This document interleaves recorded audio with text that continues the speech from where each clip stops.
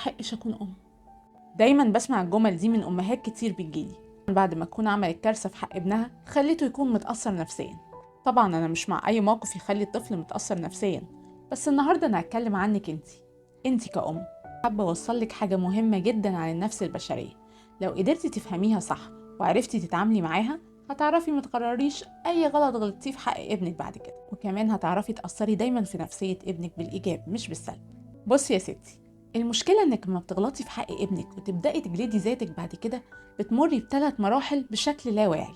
أول مرحلة بتبدأي تركزي على تصرفك الغلط معاه وتحطيه تحت الميكروسكوب وتركزي عليه، وفي اللحظة دي انت بتكوني ناسية أي شيء إيجابي انت مقدماه لابنك. وهنا بتنقلي نفسك للمرحلة التانية اللي بتبدأي تغذي نفسك فيها بجمل سلبية، وأنا أقصد الكلام الداخلي لنفسك، وبيتحول لجمل زي أنا مستاهلش أكون أم، أنا أم فاشلة، إزاي عملت كده، وغيره وغيره وغيره. وبعدها بتوصلي نفسك للمرحلة الثالثة والأخيرة، واللي بتكون فيها أفكارك السلبية اترسخت بشكل قوي جوه عقلك بشكل لا واعي، وعشان كده وفي لحظة غضب بترجعي تعملي نفس التصرف الغلط تاني مع ابنك. وهنا فعلا وبكل أسف بتتحولي لأم سيئة. بس الحاجة الحلوة إن الحياة مع ولادنا دايما فيها فرصة تانية، بعد ساعة، بعد يوم، بعد أسبوع.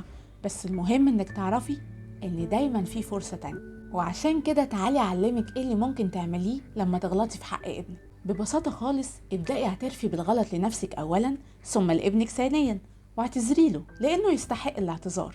واعرفي إن حتى ابنك لو ما كانش مدرك قبل كده قد إيه أنت بتجلدي في نفسك لما بتغلطي في حقه، هنا هيبدأ يحس بيكي ويتفهم إنك ممكن تغلطي بس مش حابة تستمري في غلطك معاه. وفي الآخر خدي قرار بمسامحة نفسك.